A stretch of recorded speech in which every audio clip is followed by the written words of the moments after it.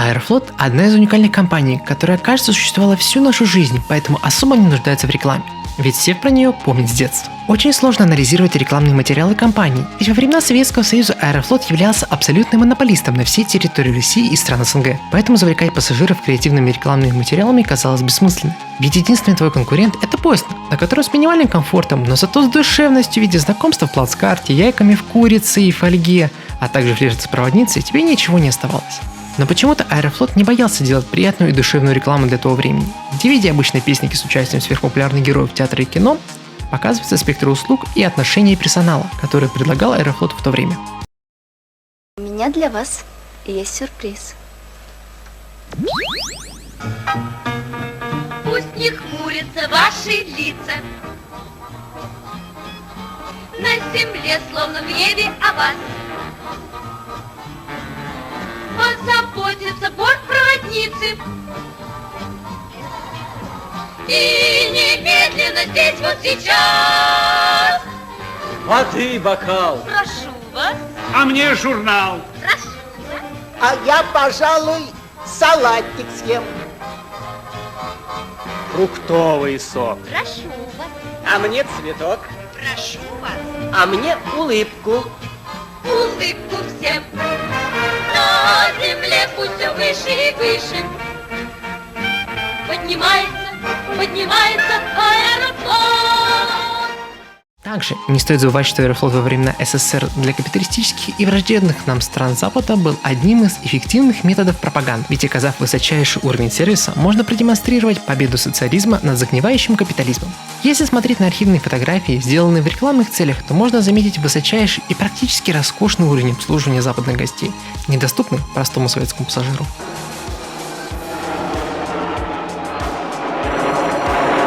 Но чтобы окончательно не скатиться в критику, надо заметить, что и на внутренних рейсах товарищи баловали красной и черной икрой и иногда вином. Вкус. Специфический. Специфический.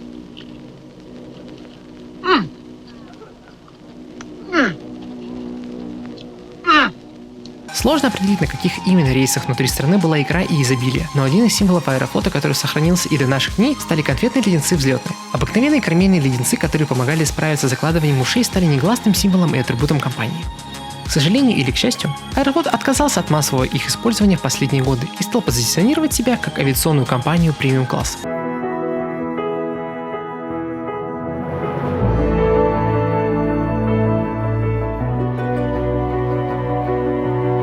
Кресла Full Flat полностью раскладываются в горизонтальное положение.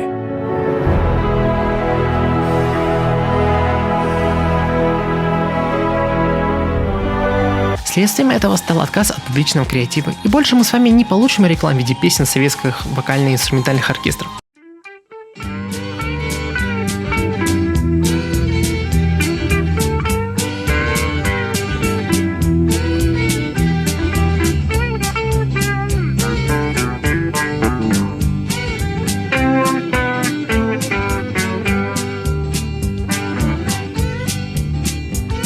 Летайте самолетами Аэрофлота, живите на лету.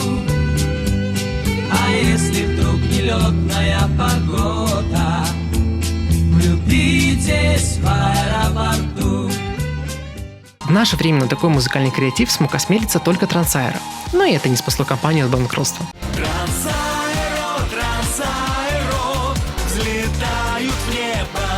О, Петрович! Сосед! Привет! Всей семьей летите, а недорого? Уже недорого. Теперь на Трансаэро по субсидиям с ребенком можно. Не плачь, девчонка! Что это? Теперь Трансаэро военнослужащих и их семьи перевозят в премиальном классе. Класс-то премиально-экономический. Приятно лететь с нашими защитниками. И все-таки хорошо, что мы выбрали Трансаэро.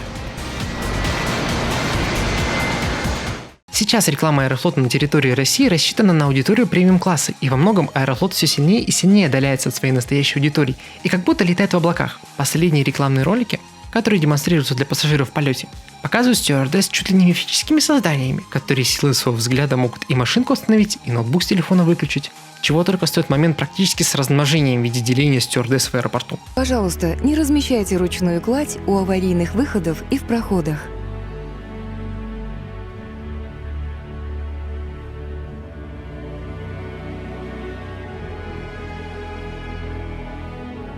Все электронные устройства должны быть выключены на время руления, взлета и посадки самолета.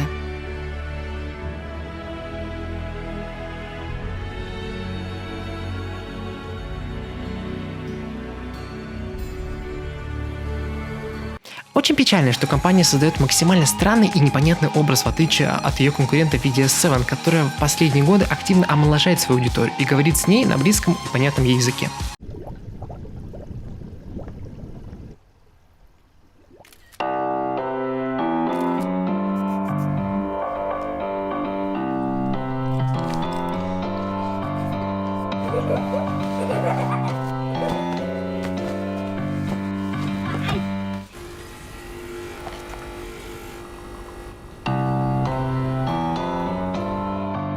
S7 Airlines.